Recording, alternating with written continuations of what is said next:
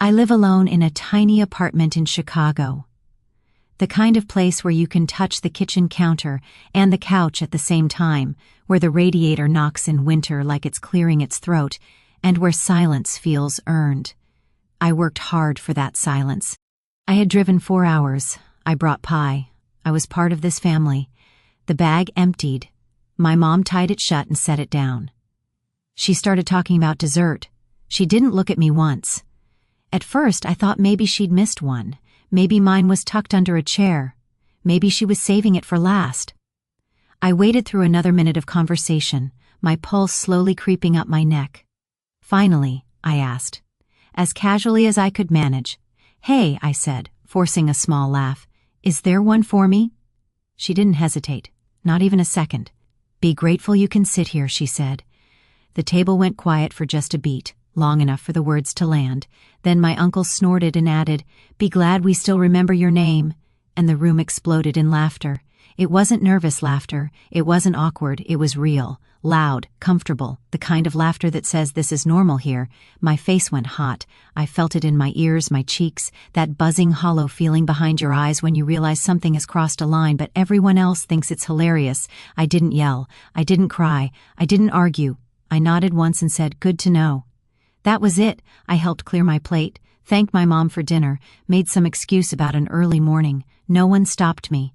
No one followed me out. The laughter faded behind me as I pulled on my coat. I drove back to Chicago in the dark. The pie sat untouched on the passenger seat the whole way. When I got home, I dropped my keys on the counter, took the pie straight to the trash, and sat down on the kitchen floor. I didn't even cry at first. I just stared at my phone, replaying the moment over and over. "Be grateful you can sit here." I wanted to type a message in the family group chat. Something long, something honest, something that finally said how humiliating that was, how small it made me feel. I could already hear the responses in my head.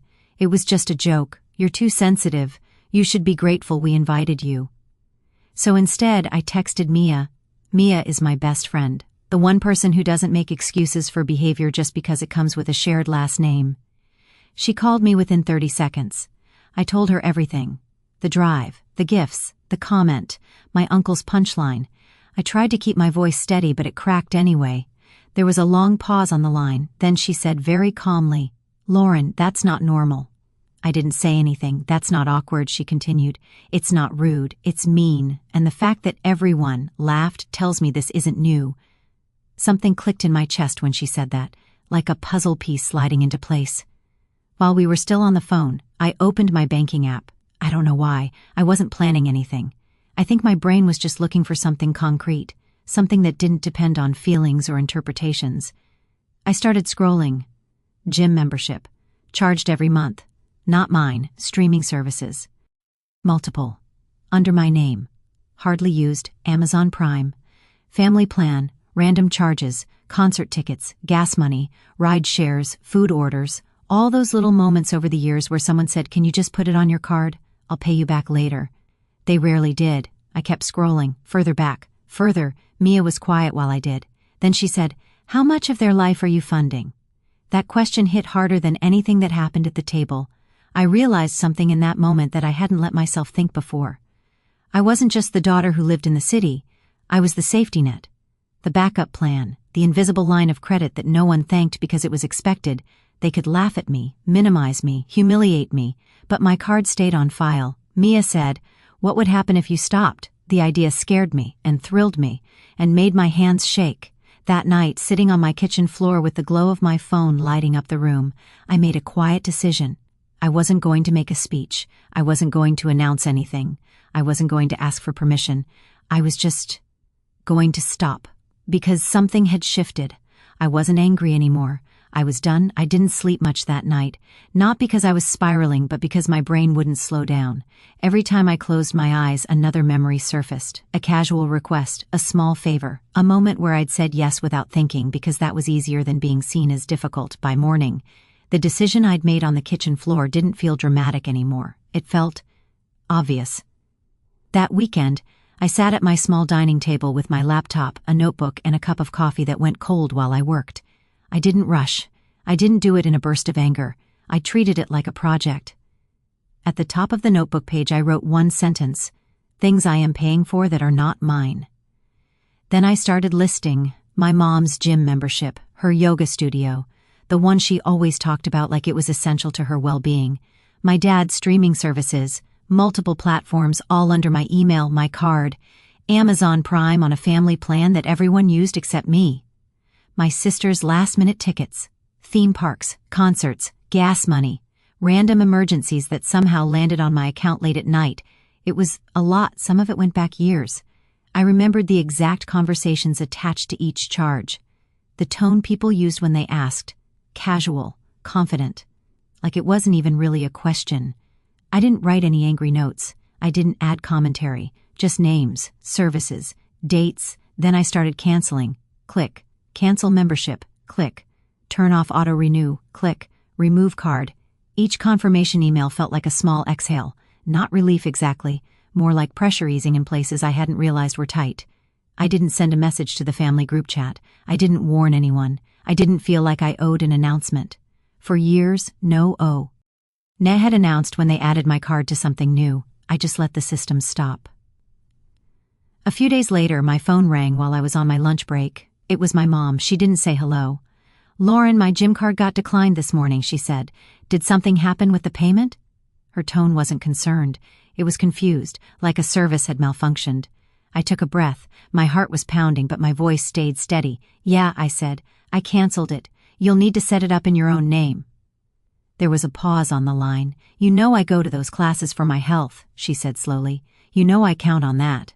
I stared out the office window at people crossing the street below, living their own lives, having conversations that didn't involve guilt or obligation.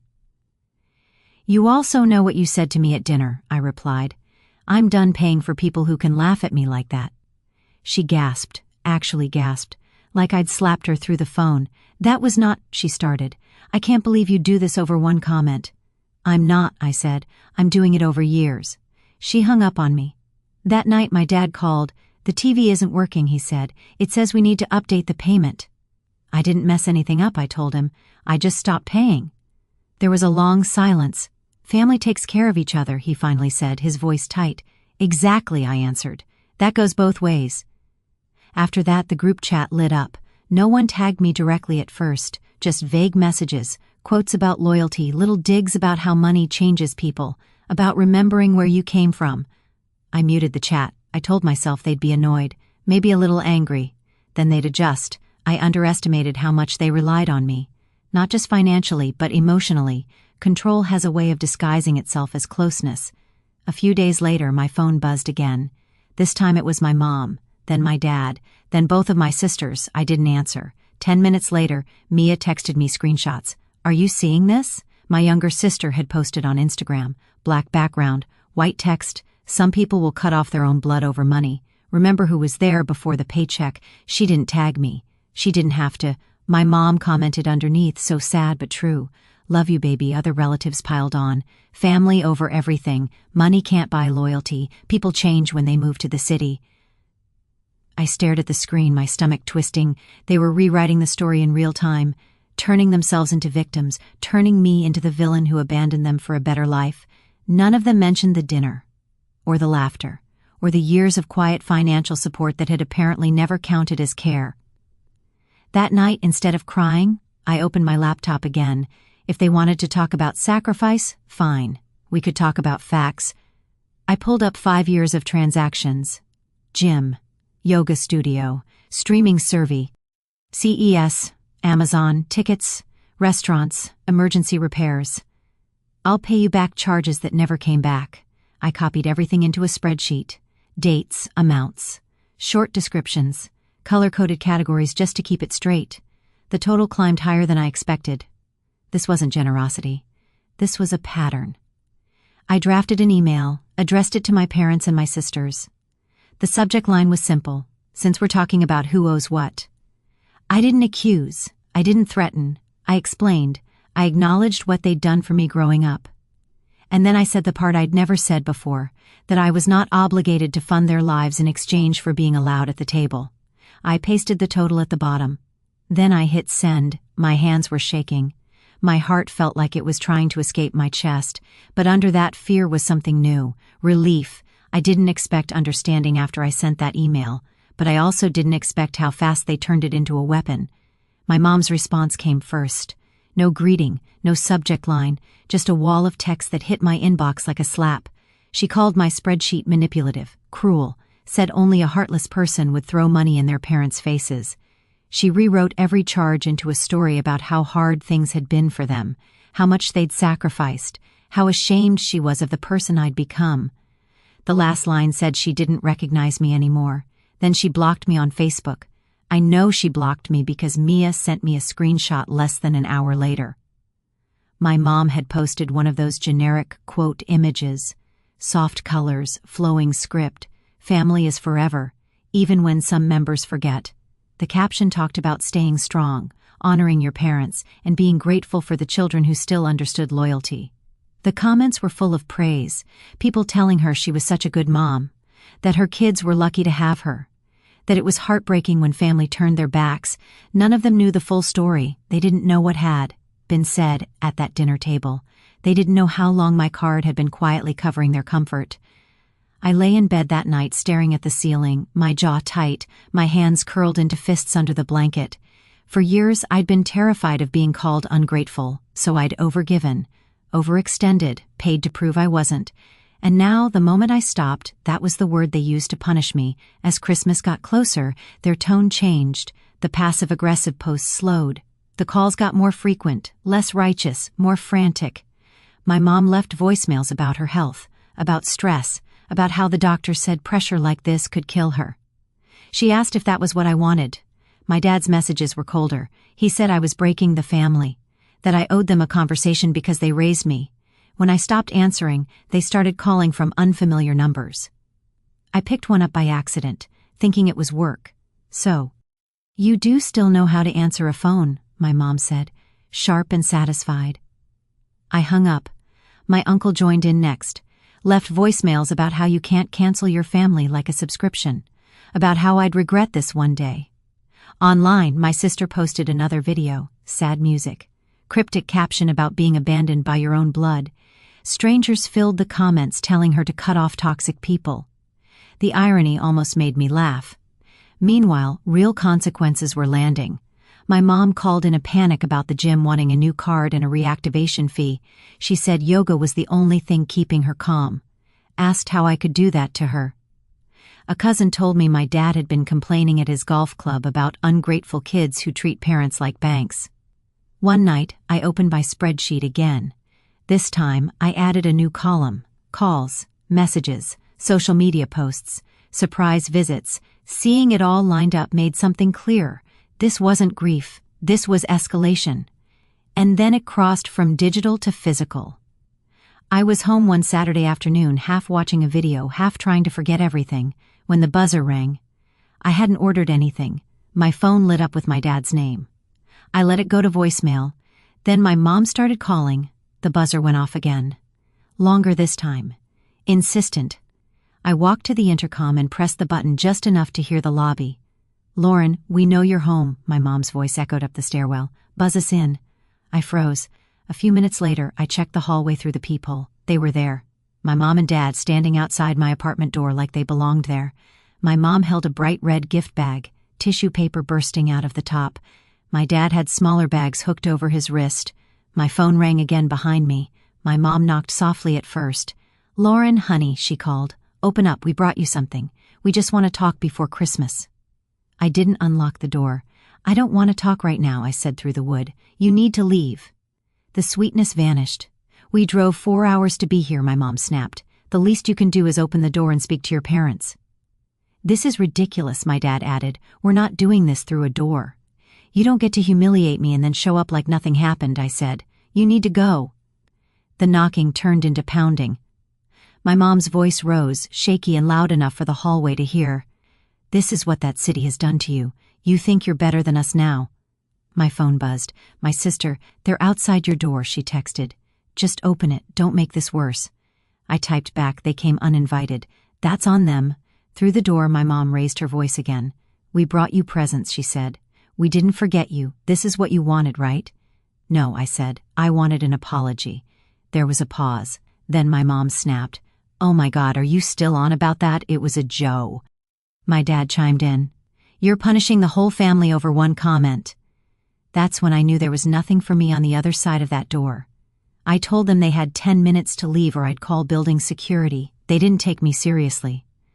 20 minutes later, security walked them to the elevator. I sat on my couch afterward, shaking, typing everything into a note on my phone. Because I knew one thing for sure, if I didn't document this, they'd tell me it never happened. After that first visit, I really believed it was over. Security had escorted them out. I had been clear. I told myself they'd cool off, complain about me to anyone who would listen, and eventually retreat back to screens and guilt-soaked messages. For a few days, it was almost quiet. The family group chat slowed down to vague quotes about forgiveness and praying for people who lose their way. I muted it again. I focused on work. I met Mia for coffee.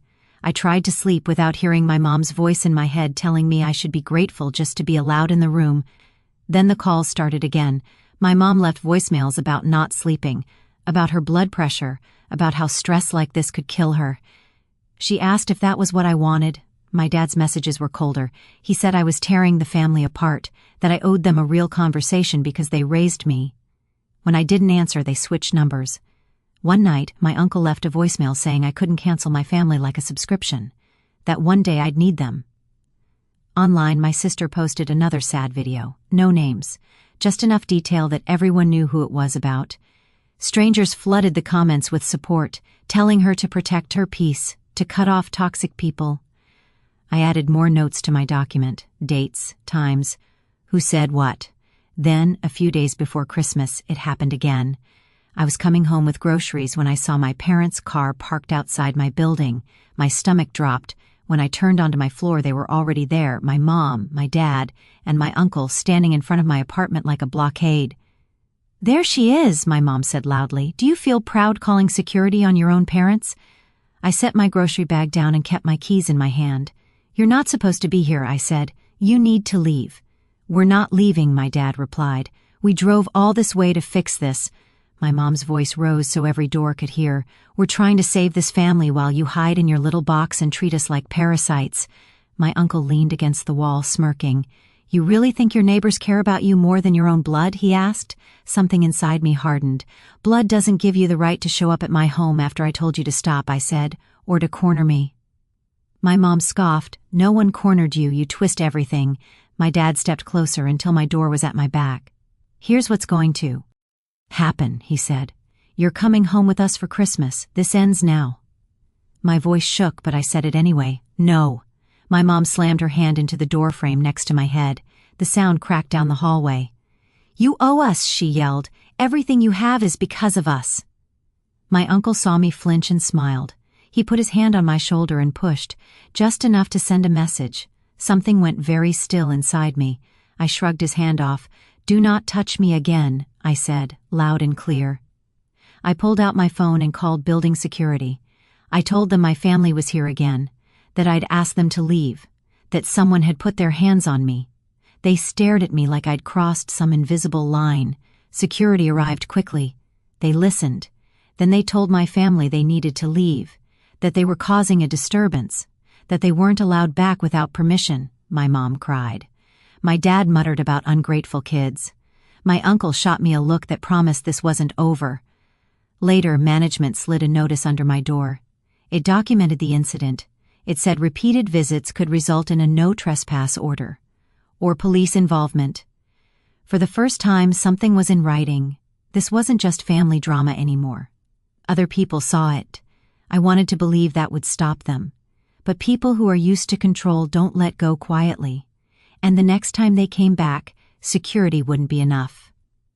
After the second incident, I thought fear might finally do what boundaries couldn't. Security had warned them. Management had documented everything.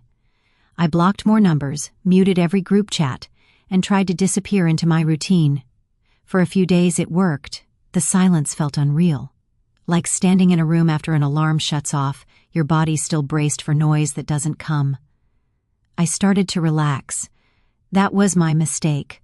One afternoon I was coming up the stairs with groceries when I heard my name echo through the stairwell. "Lauren!" my mom's voice, sharp, too loud, my stomach dropped. When I turned the corner onto my floor, they were there again, my mom, my dad, my uncle, standing in the middle of the hallway like they owned it. "There you are," my mom snapped. "Do you feel powerful now?" "You're not allowed to be here," I said. "You need to leave." "We're not leaving," my dad replied. "Not until you stop acting like a stranger and talk to us like an adult." My mom raised her voice so doors down the hall cracked open. "We're still fighting for this family. You cut us off, you humiliate us, and now you hide." My uncle pushed off the wall and stepped closer. "You think these people care about you?" he asked, nodding toward the other apartments. "Blood is blood. You don't cancel that." "Blood isn't a free pass," I said. "It doesn't give you the right to show up at my home." My mom scoffed. "No one put their hands on you. You twist everything." Out of the corner of my eye, I saw my neighbor standing in her doorway. Phone raised. Recording. My dad stepped closer until my back hit my door. "Here's what's going to happen," he said quietly. "You're coming home with us for Christmas. This ends now." My hands were shaking. "No," I said. "You are harassing me." My mom slammed her palm against the door beside my head. The sound echoed down the hall. "You owe us respect," she yelled. "You owe us your time. You owe us Christmas." My uncle smiled when I flinched. He grabbed my shoulder and shoved me just enough to move me away from the lock. Something inside me went completely calm. I knocked his hand away. "Do not touch me again." My neighbor's voice cut through the hallway. "I'm calling the police," she said clearly. "This is the second time. I'm recording everything." For a moment, no one spoke. My mom turned on her. "This is family business." "You made it my business," my neighbor replied. Sirens grew louder in the distance. My mom turned back to me, switching instantly to tears. "Tell them it's fine," she pleaded. "You want your uncle arrested? You want your mother to have a heart attack right here?" I took a breath. "I want you to leave," I said. 2 officers arrived minutes later. They asked me if I lived there. "Yes," I said. "They've been warned before. They keep coming back. I don't feel safe." My neighbor showed them the video. That was enough. The officer turned to my family. "You need to leave now," he said. "This is harassment." My dad argued. My mom cried. My uncle muttered. The officers didn't care. They pulled my uncle aside, took his ID, wrote a citation, watching him stand there, silent and red-faced, while an officer explained. Consequences did something to me. For once, I wasn't the one being shamed. As they walked them toward the elevator, my mom clutched her chest, saying she felt dizzy. The officer offered an ambulance. Later, I heard she spent the night in the ER, that my dad was furious about the bill, that my uncle stopped joking so much. Management slid another notice under my door that night. They weren't allowed back. If they returned, I could pursue a restraining order. For the first time, the consequences landed on them, not me. After the police left, the building felt unnaturally quiet. I kept expecting the buzz of my phone. Another voicemail. Another attempt to pull me back into the chaos. But nothing came. No Merry Christmas, no apology, not even a passive-aggressive quote wrapped in scripture or fake positivity. At first, the silence felt like punishment. Then it started to feel like space. Through cousins and mutual friends, I heard what happened after. My mom had to follow up with her doctor after the ER visit. She was told plainly that stress like that could turn into something serious if she didn't change how she lived. Without my money quietly covering extras, she had to cut back. She canceled some memberships, asked a coworker to help her figure OU, budgeting apps and auto-pay. My dad had to call the subscription companies himself, sit on hold, reset passwords. For once, figure things out without saying, "Ask Lauren." He complained loudly about the hospital bill, about my uncle's citation, but there was no one left to dump those costs onto. My uncle's reputation took a hit too. The video of him grabbing my shoulder circulated more than I realized. It's hard to play the charming, joking uncle when people know the police were called on you by your own niece. My sisters went quieter online. Fewer impulsive trips.